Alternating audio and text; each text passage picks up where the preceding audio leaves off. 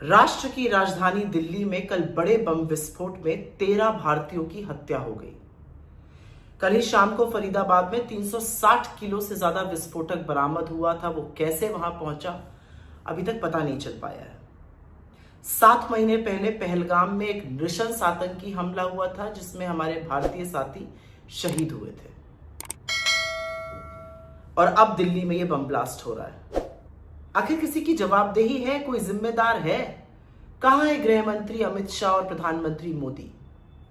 पिछले 7 महीनों में 41 भारतीयों की हत्या हुई है।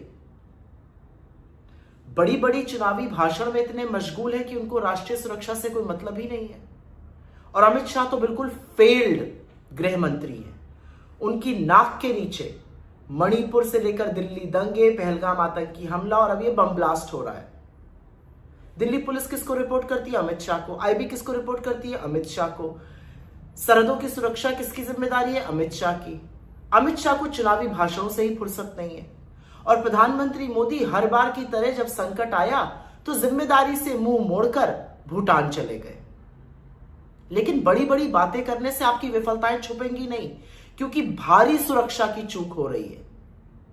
और प्लीज मुझे कोई यहां पर ज्ञान मत दे कि राजनीति मत करिए। इस देश की सुरक्षा को सुनिश्चित करना, लोगों को महफूज रखना सरकार की जिम्मेदारी है।